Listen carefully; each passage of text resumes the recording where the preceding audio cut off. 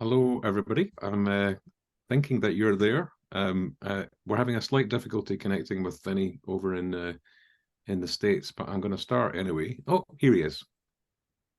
Well, you're there. That's very reassuring to see your face, Vinny. Me too. Sorry about the difficulty with connecting. Sometimes these technologies are sent to try us. So, welcome everybody. Let me kind of start with introductions and explain how this is going to work over the next hour. So we're going to give you a few minutes just to get everybody in the virtual room, and then I'll do a proper introduction of Vinny. Vinny's going to talk about the book himself, talk us through the key themes in mass supervision, and then I will respond from a kind of British or European perspective and ask some questions or offer some thoughts on the extent to which the analysis in Vinny's book travels this side of the Atlantic. And we'll have some dialogue about that, I hope, and also some Q&A from yourselves.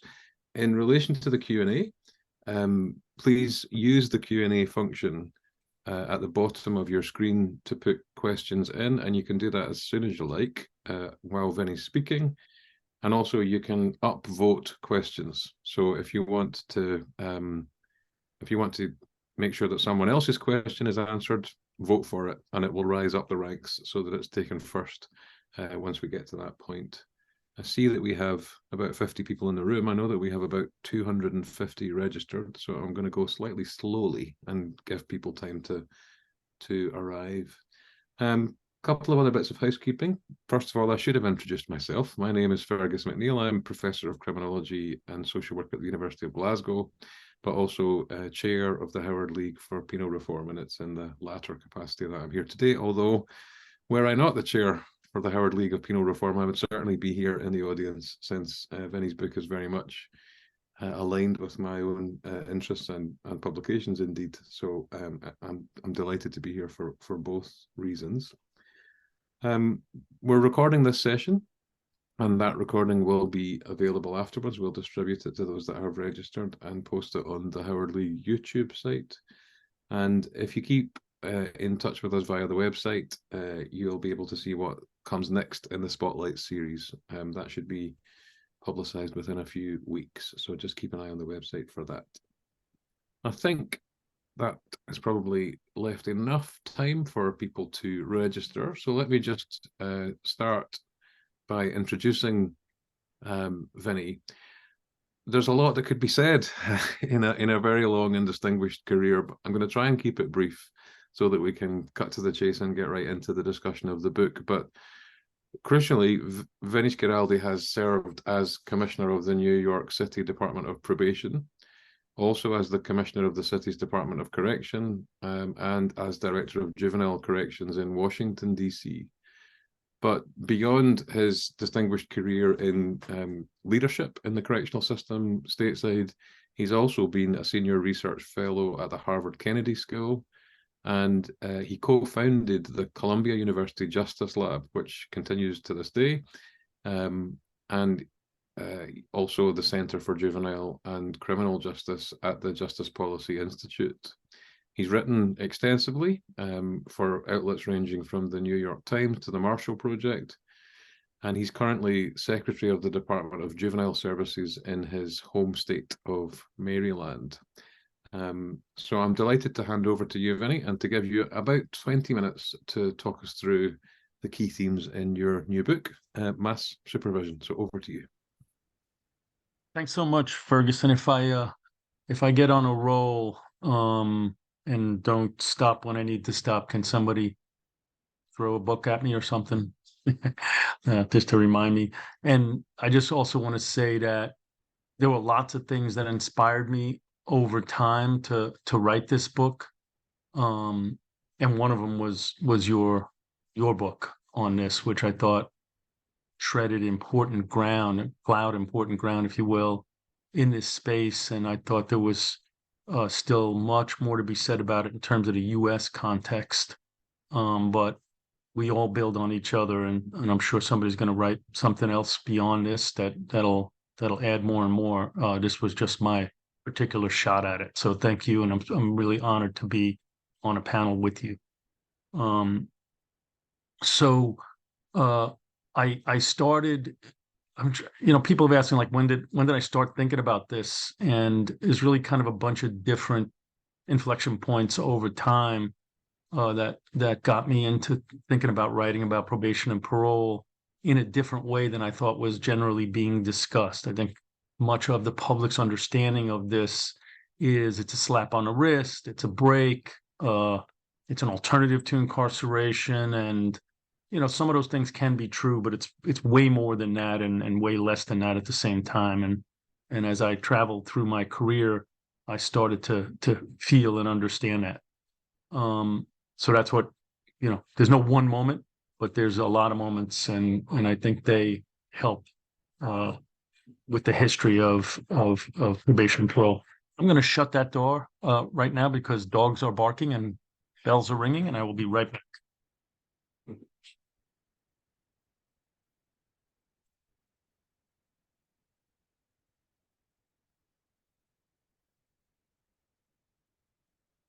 Sorry about that.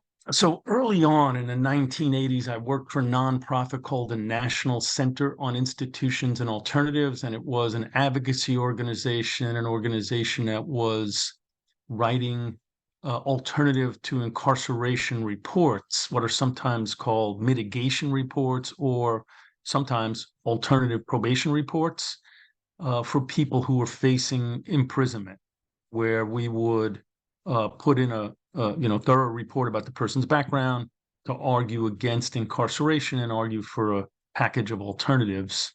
And that was really the first time I sort of seriously rubbed up against what was becoming a more and more punitive, or at least more and more risk-averse probation world, where a lot of the reports they were written very quickly, because of very busy probation officers, and some of them were just downright punitive, recommending incarceration in cases that just didn't make any sense.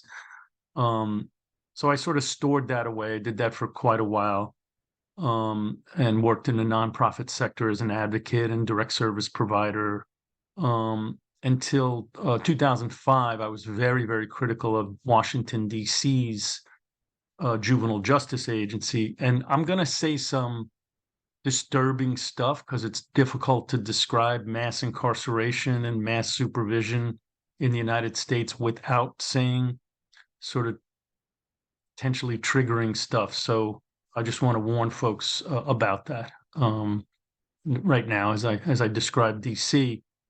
So I took over, I was critical of Washington, D.C. system. I was on the radio, writing opinion pieces, testifying before the legislature. And the mayor of D.C. offered me the job to run it. So that was a kind of put up or shut up moment. I really hadn't intended to work in government. I thought I'd be in nonprofits for the rest of my career. And so I did. I ran that system. It was horrible when I got in there. Staff were beating the kids up. They were sexually assaulting them. There were so many drugs in the facility that kids were actually testing positive for marijuana more frequently after they had been in the facility for a month than they were before they came in. So it was actually easier to score in my facilities than it was on the streets of the District of Columbia, which was pretty easy to score. So I did that for 5 years, and we closed that awful facility, the Oak Hill facility. We created a lot more alternatives to incarceration. The new place we built was, I think, a quarter of the size of the old place because the kids were thriving in the alternatives. And again, I was done. Those were 5 dog years. They were, staff was resisting. People were leaking stuff to the press. I was having weekly meetings, weekly oversight hearings, about this, that, and the other thing. And I was ready to write a book about juvenile justice and get out of government. But then Mayor Bloomberg recruited me. His recruiter recruited me out of nowhere. I wasn't looking for that job. She just reached out to me. And so I started to think about probation in a way I hadn't for many, many years. I had never worked in probation. So I had this odd insider-outsider view.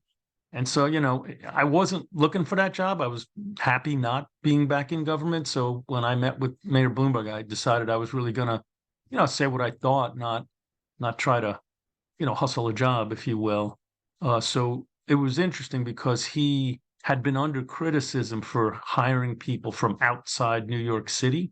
At the time, I was living in Washington, D.C., but you can tell from my accent, I grew up in Brooklyn, and he was just enthralled with my New York City bona fides, born and raised in Brooklyn, went to this high school, went to that college, it was all New York, New York, New York, New York.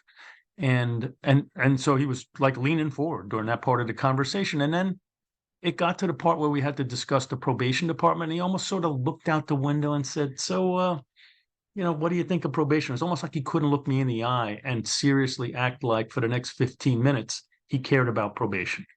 And I say that not to disparage him in any way, because once we got rolling, he was really into it. But to sort of describe what I've seen in many elected officials around this issue, which is they do not understand probation and parole. They don't give it much thought. They don't see it as a vehicle for either turning people's lives around or improving public safety.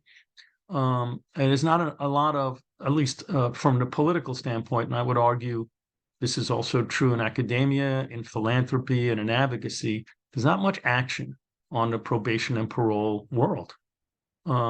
So I said, not much. I think it's a poor service given to poor people. Most politicians don't really care about it at any elemental level. And he said, well, tell me more. And I said, well, let's imagine this didn't exist.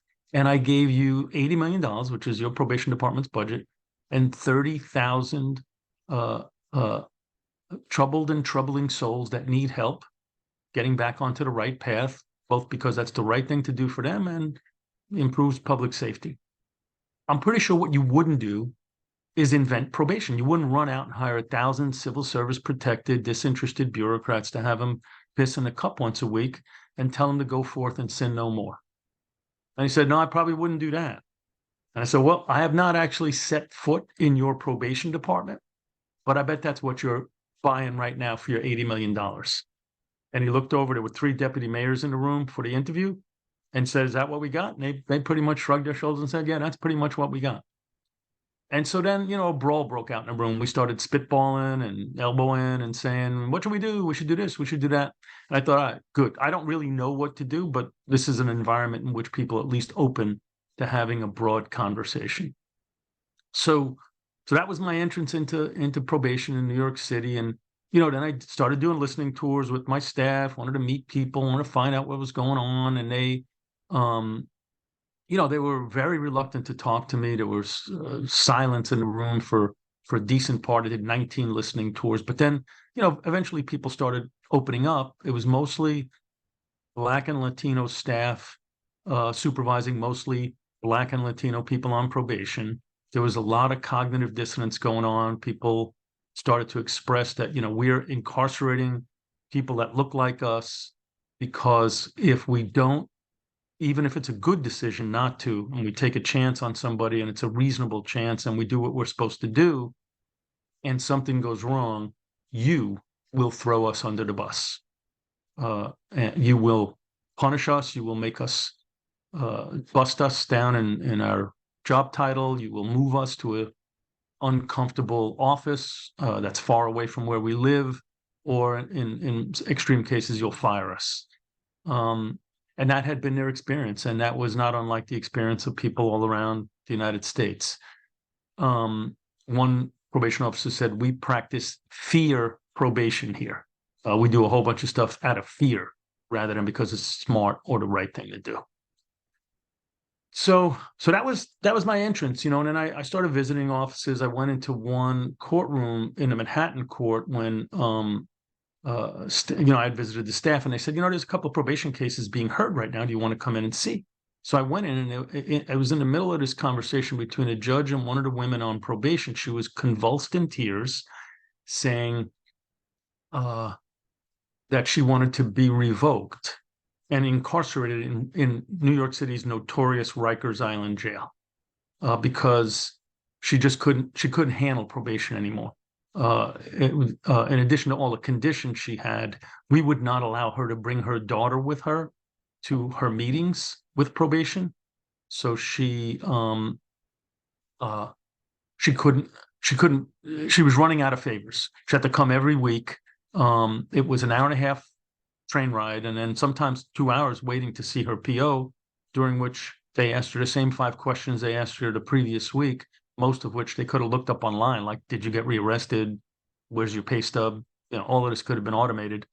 And she didn't have any more favors to watch her daughter, and she didn't have the money to hire a babysitter. So it was just incredibly stressful. What she was describing very believably was this incredibly stressful situation, so much so that she had arranged for somebody just to take care of her daughter for 6 months, and the judge did revoke her and sent her to Rikers Island for 6 months. She just said, I need to get this over with, Judge. It's just too much. So that was sort of my entry into probation and parole to some degree in New York.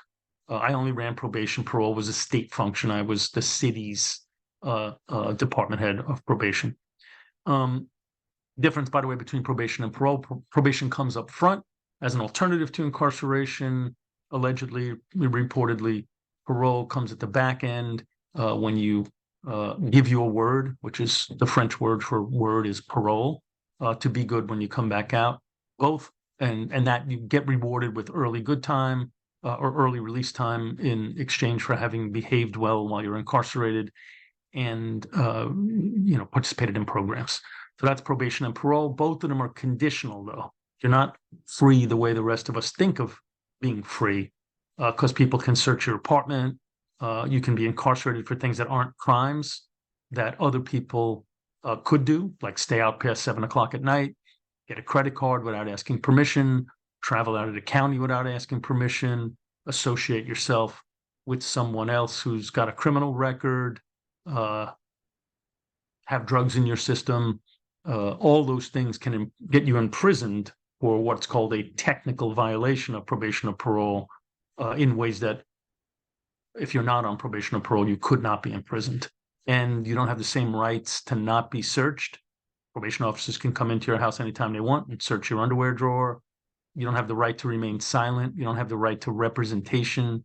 And if you're accused of those things, they don't have to prove them beyond a reasonable doubt. They only have to prove them beyond what's called a preponderance of evidence standard, which just means the balance of justice just has to barely tip. It just has to basically be more proof than not that you got a credit card or traveled out of the county or whatever you're being accused of. So I thought, all right, well, so now I'm writing a book. Let's go back to the beginning and see how this all starts.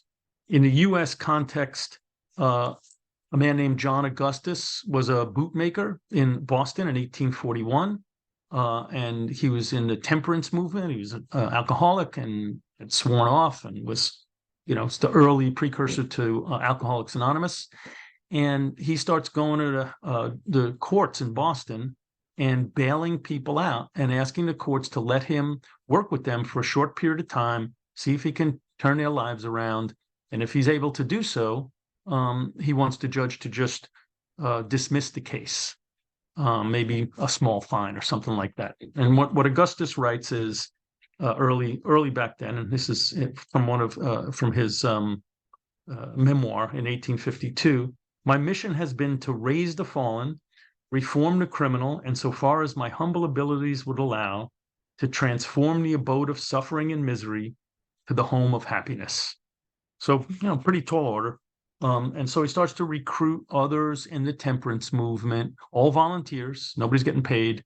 And they bail out 2,000 people over several years. All but a handful were successful. So this starts to catch on. And in the next 25 years or so, state after state in the United States starts to launch probation. Paroles traces itself right around to the same time. In the 1840s, Alexander McConaughey's the warden of a notoriously awful prison on Norfolk Island in Australia. And he and everybody just had a flat sentence there. You just did your time and got out. And he thought that if he could have flexible sentences where you could get out early if you participated in programs or behaved well, that people would behave better, and sure enough, they did. And he was able to turn that prison around and release a whole bunch of people early. And again, they were supervised by volunteers. They were actually did so well in Australia that they were called McConaughey's gentlemen. And so this was an early success with Parole, and it travels to Ireland from there, and then eventually to the United States in the 1880s, where it gets launched in Elmira Penitentiary. Again, it catches on and spreads around the country all within a couple of decades. Then it really starts to take off during the progressive era, and now it gets ensconced in laws and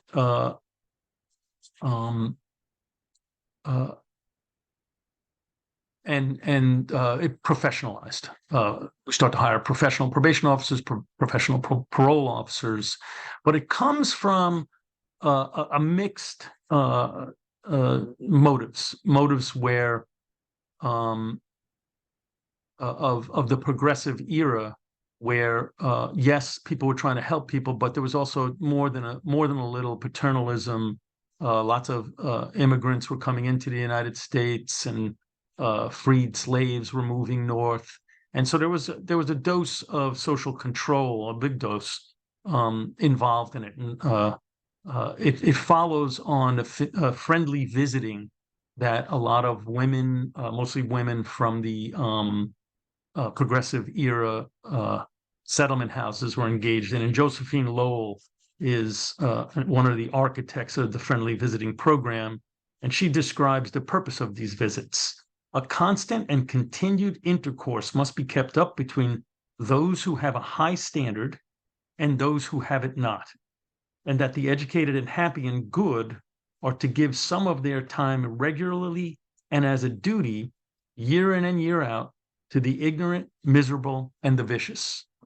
Benny, So just to interject, sorry, because my eye's on the clock, and I love the history. I'm reading that part of the book, and I absolutely love it. But I am thinking that probably most of the people who've signed up for the seminar are most concerned with the question of what to do about the problem of mass supervision. So I think, given that you've only got a few minutes left before we need to move to responses and questions and answered, I wonder if I can fast forward you a little bit to the situation where 4 million people are on probation and parole of the sort you started off by describing, but ask you to focus, actually really zone in on the prescriptions at the end of the book. So what you think are the solutions to the predicament in which America, or at least many parts of America now find itself, if you don't mind. Yeah, sorry about that, Fergus. I was nerding out, and I'm glad you interrupted me. I was enjoying. Yeah. So massive numbers. Oh, yep. So massive numbers of folks get put on probation and parole. It mushrooms from 1 million in 1980 to 5 million in 2008. Now it's come down a bit to about 4 million, which is twice as many people as we have in prison in the U.S., with a hair trigger back to incarceration. So now a quarter of everybody entering our prisons enters not for a new crime, but for a technical violation of probation or parole, right? So what do we do about this sort of level of mass supervision? It no way could have been anticipated by people like McConaughey and Augustus when they were designing it. So in the end, I talk about two different possibilities. One is to make it smaller and less punitive, and the other is to experiment with abolition. On the smaller and less punitive side, there's been some experimentation. New York went from having 82,000 people on probation is, I think, fewer than 10,000 on probation now, and half of them report to a computer. They just answer those 5 questions, and there, at least prior to the current commissioner, virtually nobody was being revoked for a technical. I was running Rikers Island when I used to ask my staff. There was most often nobody in Rikers Island for a technical probation violation. So it was possible.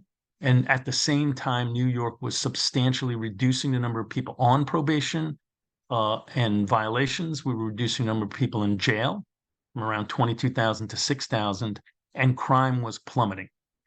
And we're expanding the money that went to a whole raft of alternatives to incarceration and just generally supports, housing, mental health, social supports for people. So one way to do it is shrink it, make it less punitive, and I say legislatively make it less punitive if it's possible, because we don't really want the probation officer to be saddled, or even a probation commissioner, if you will, to be saddled with this level of risk aversiveness that they're saddled with now. The legislature should step up. If they don't think people should be imprisoned for non-criminal technical violations, they should say that, not leave it up to some poor probation officer who's worried about his or her job.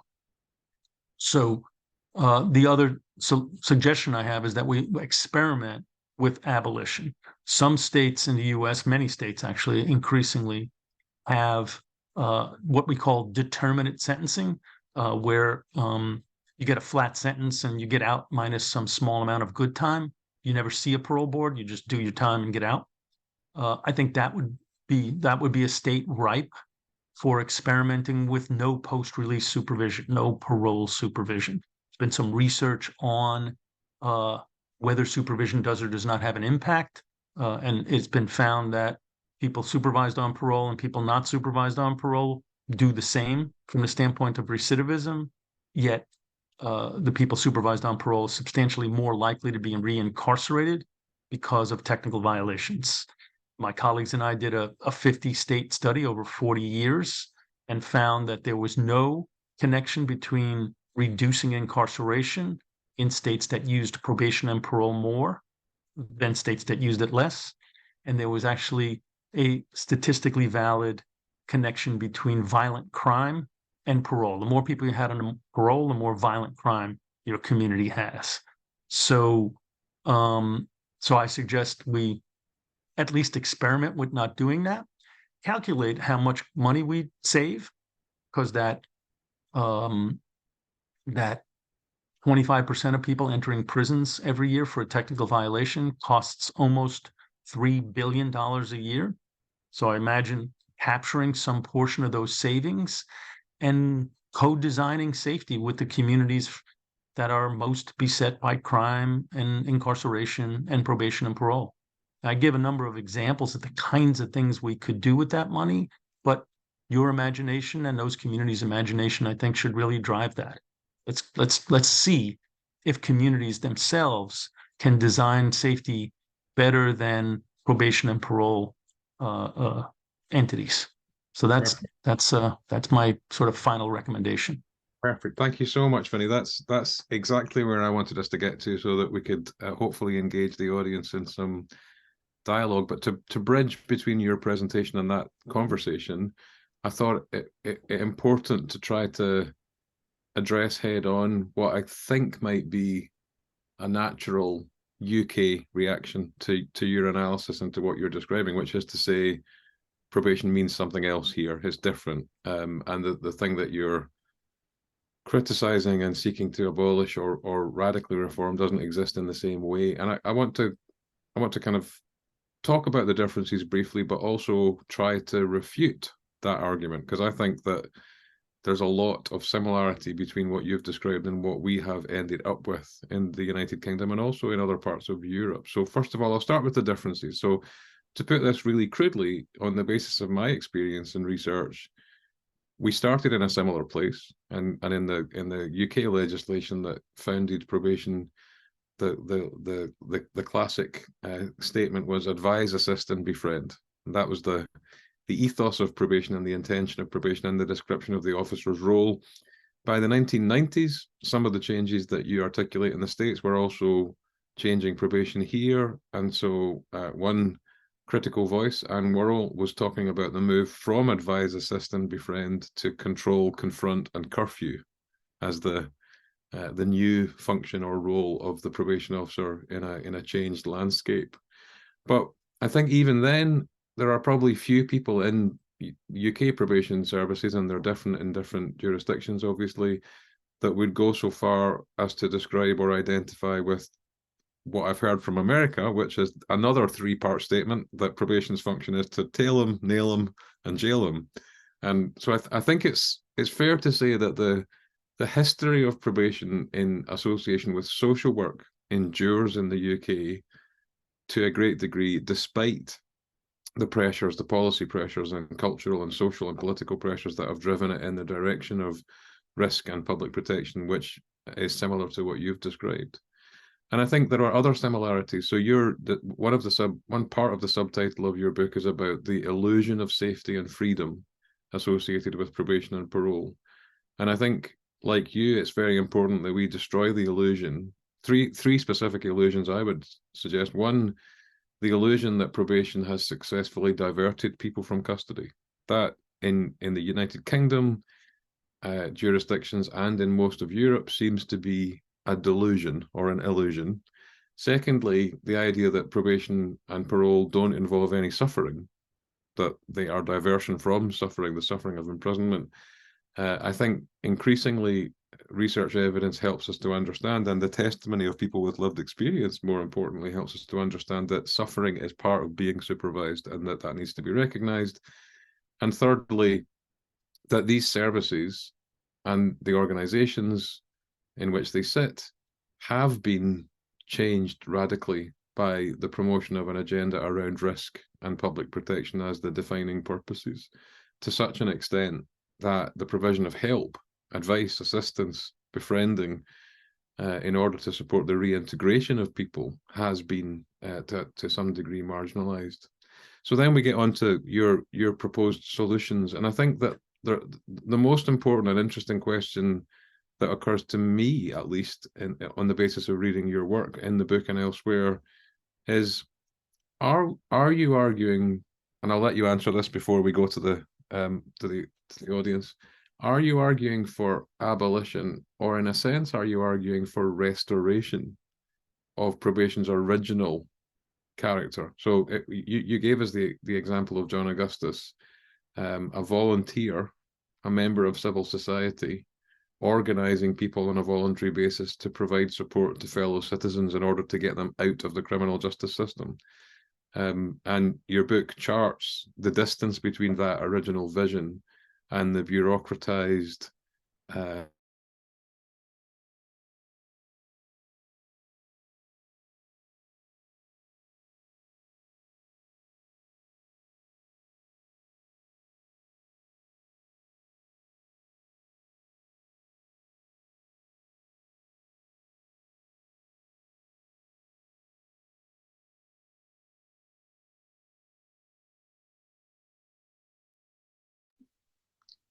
Oh, I think Fergus is muted. Maybe, no, sorry, he's got stuck, but maybe you want to jump in there, Vinny, while we try and work out what's going on. Sure. No, I think it's an interesting question about whether I'm really saying just go back to probation and parole's origins as a voluntary approach. I can certainly adopt that. The thing is, I think that the conditional nature of liberty attaching itself to probation and parole, I don't think there's an evidence base for it. I don't think that technical violations have been shown to be effective in improving public safety or improving outcomes for people on probation and helping them get rehabilitated. And so, to me, that's a very important part of the reform that needs to happen. I think that in a world that we've created in I think both our countries, but way more in the United States, the risk-averse nature of supervision, with cases like the famous Willie Horton case where, a guy on release was committed a horrible crime, and it affected the U.S. election between George Bush and Michael Dukakis, and its progeny. That there are examples of that all over. That is just so profoundly impactful in the field as to driving us to be risk averse that I think the abolition of the potential to be imprisoned for not committing a crime is part and parcel of what has to happen. So if that can happen, and then we can provide services, supports, opportunities for people in their home communities, co-designed with those communities. I can call it abolition, or I can call it, back to the origins. I'm good with either one. The other thing I would say is that an important part, and I'm not sure I made it well enough in the book, is that I think it's easier to find dangerous places than dangerous people. And I think that the justice system and the probation and parole systems hyper focus on fixing the individual. And yet you'll hear POs say all the time, we worked on him, the guy did well, and then he went back to his old neighborhood and it all went off the rails. And yeah, that's right. And so what do we do about that other than crying our beer about it? And I think, my recommendations are not just to go hire a bunch of nonprofit equivalents of probation officers. It's to co-design safety with communities in a way that empowers them so that there's more community cohesion, because I think that's a better ticket to safety than evidence-based practices by POs to fix Vinny, the individual bad guy. Thanks, Vinny. I obviously was cut off just at the point where I was suggesting that the state didn't have the answer, so we can suspect some dubious interference in some quarters here. But, yeah, probably right. Yeah, I was simply going to make the point that the English and Welsh move from the private sector back to the state is something I would welcome, but that it has to go further. If probation is to be true to its origins and is to work to its potential, then it has to work in and with and through civil society and community. So I think we are very much on the same page on that question. But I think I've indulged myself more than enough. So I need to now act like a good chair and move to the Q&A element. And we've got questions. We've got a few questions in the Q&A function, and I'm just going to start with the first, which is from Delbert Sandiford, who I think is kind of asking us to find some hope and say, can you give examples, and these will have to be brief, Vinny, any examples of rehabilitation working effectively within probation, maybe specifically to New York or maybe further afield in the United States? I talk a lot in the book about what happened in New York City from the 90s to present, where way fewer people were put on probation. Probation itself had a bunch of enlightened administrators who reduced revocations, shortened probation terms, made it less onerous. So, it was addition by subtraction. And this network of alternatives and community-based programs sprung up to help with a whole host of kind of meat and potatoes needs that people under supervision had: housing, mental health, drug treatment, work, education. What we also did in my department when I was there was we set up 14 neighborhood offices. Before that, thousands of people would report to the centralized downtown offices every month, and they were just houses of pain. And instead, we set up little shops and gave my staff, my managers, more authority and had them, work together with with the community people around holding turkey giveaways or health fairs, or, they had arts programming. There was spoken word in the South Bronx and murals in Brownsville. So that, I thought that was both good for the individuals on probation and helped build community cohesion. And it got me thinking, how much better would this be if it was just being done by the community? And, I'm open to the fact that maybe I'm wrong, but that's why I think to the degree we do it, we should study it. We really haven't studied probation and parole the way we could. And whenever we do, even big believers in the rehabilitative ethic and best practices like James Bonta and, Ed Latessa have said probation's not an evidence-based practice. So yeah, we need to either add more practices that comport with what makes things better, or subtract more probation, or a little of both. Yeah, I mean, I would only add to that it doesn't even make sense to me to think of probation as something that you can evaluate in the way that you might evaluate a specific intervention or program. It's far too complicated and far too variable and far too dependent on the interactions between the human beings involved and the contexts and cultures in which they operate, that it doesn't even compute in the way that I think that kind of approach to evidence-based practice assumes. But let me move us on. As a related question from Jonathan, which has been upvoted a few times, which is about the crime drop in New York during Mayor Bloomberg's, and presumably also, he says, your tenure. And in public discourse, according to Jonathan, sometimes that drop's attributed to tough policing, but he's wondering if it wasn't also, or rather, something to do with rehabilitation or to do with potentially other changes within the system. So what would you attribute New York's crime drop at that time, and to what extent was probation reform part of the story?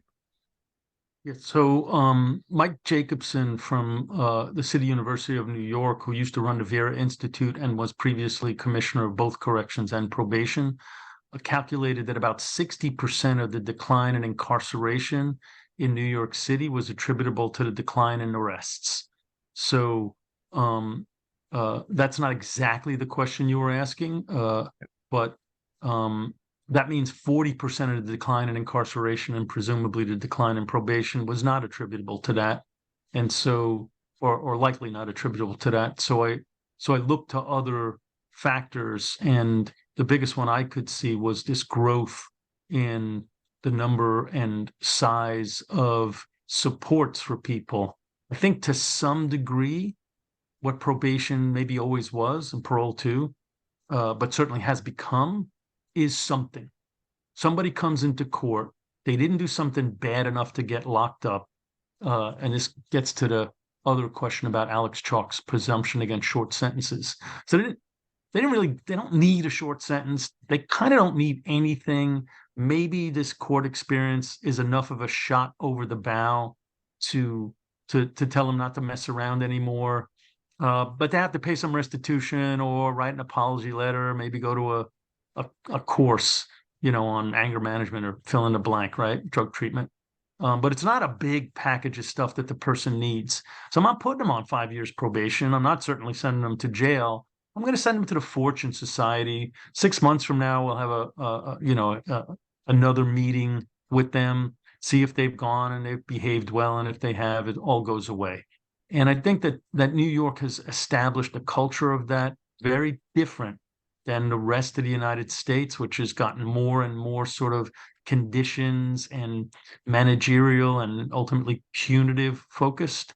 And I think that's partly because all these groups, like the John Howard Association, have stayed with it, and they've advocated and they've pushed over the years, and they've bit by bit convinced people like me, people like judges, people like prosecutors, that jail and incarceration and prisons isn't the only answer. Probation isn't the only answer. There's another way. So there's another something that can happen when you step into court. And lots of places, there's nothing. It's either probation or nothing. And courts aren't all that comfortable with nothing. Great. Let me ask another question. This is from Anne-Marie Day. And I did want to come back to this myself. So you mentioned a research finding that reoffending for those who don't receive parole on release from custody is less than for those who do. And as she says, that's interesting. It's probably worth stressing that's a correlation, not a causation, so we don't know which way around that goes. But Anne-Marie's question is the rate for reoffending still less if you remove the violations for technicalities? Yeah, so this is really an interesting question. Thanks so much, Anne-Marie. So the study is by Amy Solomon, who's now way high up in the United States Justice Department. This is when she was at the Urban Institute, so you can look it up. And it just basically shows that when people max out, which people choose to max out and not be on parole supervision just because they can't stand parole supervision. And so when they do that, they do as well from a rearrest, not just a technical violation. It's got nothing to do with that. So what happens with rearrest versus somebody who gets out a little early and has some measure of post-release supervision, sometimes called parole. And Amy found no difference. Now, one thing I will say, I spoke at a nonprofit that helps people get jobs in New York City, and they had what's called a social innovation bond, which is a way of oh, we stole that from you guys. You know all about social innovation bonds. So they had a social innovation bonds. They were randomly assigning people to get their employment services or not, and both were being rearrested at the same rate, but the social innovation bond wasn't paying off because both were going back to, I'm sorry, strike that. Some were getting the help, the employment help, some were not. People getting the employment help got jobs and got rearrested less frequently. But both were going back to prison at the same rate because of technical parole violations. And they needed me to come in and explain to their board why that was happening. And so I explained to their board technical violations. There was a guy on the panel with me who was one of their clients. He had come out, his parole officer sent him to this organization. He got a really good job. It was actually better than minimum wage at a tech firm, but it was an evening job. So he had to get permission to stay out past the 7 p.m. curfew. He did get permission from his parole officer, but his parole officer didn't do anything official about that because it would have taken too long and the guy would have lost the job. So now he goes through one parole officer, another, right? And they all say, yeah, fine, till the fourth one comes in. She doesn't talk to him. She just goes to his house at 8 o'clock at night. He's not home. He issues a warrant for his arrest. He gets picked up. 6 weeks in Rikers Island while they figure out that this really shouldn't be a technical violation because it was kind of okay. And the guy says, when I went into Rikers Island, I had a job, an apartment, a car, and a girlfriend. 6 weeks later, all of that was gone, and I had to start all over. So it was kind of two ways of answering your question. I think that's also, in many ways, that's an answer to Sergio Grossi's question about the relationship between the supporting role and the controlling role in the US. But I guess it's probably important to stress that there are 50 states that do this differently, and some of them organize probation at county level. So that, there are as many answers to this question as there are modes of probation organization in America.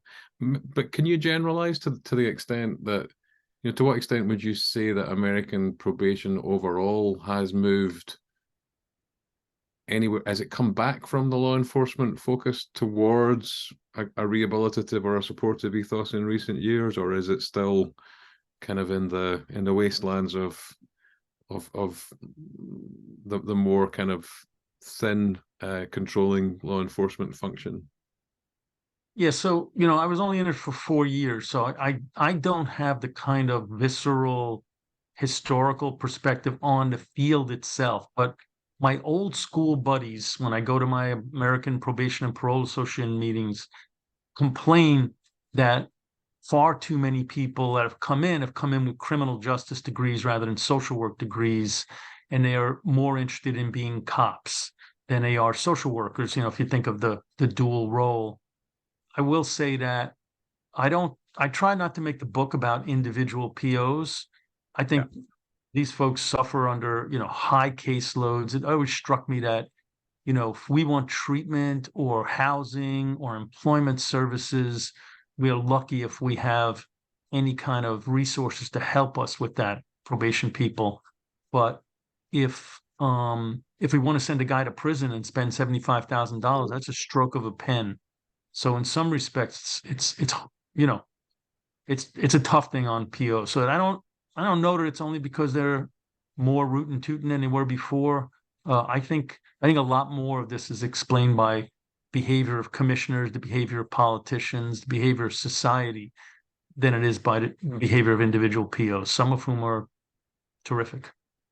Yeah, I'm sure that's exactly the same in the UK, where the evidence that we have suggests that people still go into this profession primarily because they want to offer support to people to enable their rehabilitation and reintegration, but they find themselves working within systems that constrain their ability to focus on those things and compel them to focus elsewhere on enforcement and on risk. And they have to live day to day with that tension. So, personally, I've got huge respect for people who persist in trying to do the job in a constructive and positive way in conditions which in the last 2 or 3 decades in England and Wales in particular, but across the UK, have become incredibly difficult.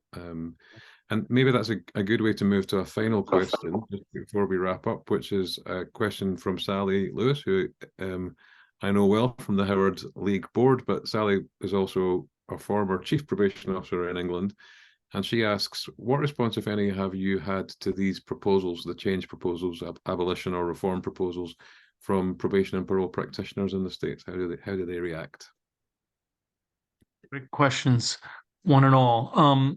Just one last little thought. I do put in some of the surveying of done by Ebony Ruland and Michelle Phelps in the book, where they talk to POs about their experiences and their feelings, and particularly about the fee issue, where probation officers have to extract fees. And there's just a lot of dissonance with that, a lot of pushback from POs. They really don't like doing that, and that's something we as a society put on them. So the reaction has been mixed. Some people are very frustrated by what I'm saying, because when it gets reported as kind of ham-handed abolition, and that is not. I thought I was more nuanced than that. I hope I was. It's not just, throw it all away and don't research it, and I think it's worth sticking our toe in that water and seeing what the community could deliver instead of us with the same amount of resources. I could be wrong. Maybe a more incremental approach is the right approach. But also some people are whispering in my ear, yeah, I think that's right. I tried to fix this place, and the culture inevitably drifts back towards this risk-averse approach that is depriving people, mostly Black and brown people, of their liberty for nonsense. And so, yeah, it's been mixed. And people are showing up at my book talks and arguing it both ways. Both, by the way, people who have worked in the field and people under supervision. Because some people under supervision is like, oh, thank God, this woman, my PO, she helped me in ways that I never would have got that help. So I don't think we 100% know the answer to this. I think it'd be interesting to see what the different things could bring us, what the different approaches could bring us, and if we could honestly measure those and then assess from there. I think that's the best approach, and that's kind of what I recommend. Great. Okay, well, it only remains to say thank you for giving us your time, Vinny. In the chat, we have put links where you can find your way to the book and buy it. I am halfway through, and I have to say I think it's an extremely engaging and enlightening book. It's beautifully written. It is incredibly well informed in a both academic and in an experience-based way.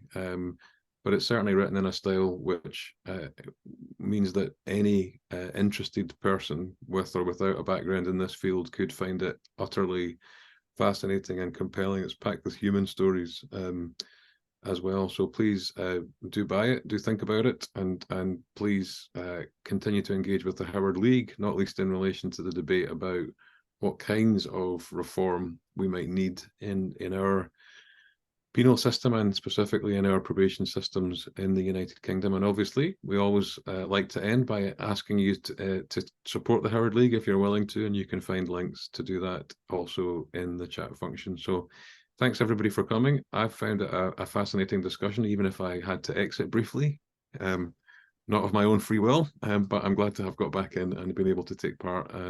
Thanks again, Vinny, and thanks everybody else for coming. Thank you, Fergus, and thanks to the John Howard Association. I got all respect for you guys. Take care.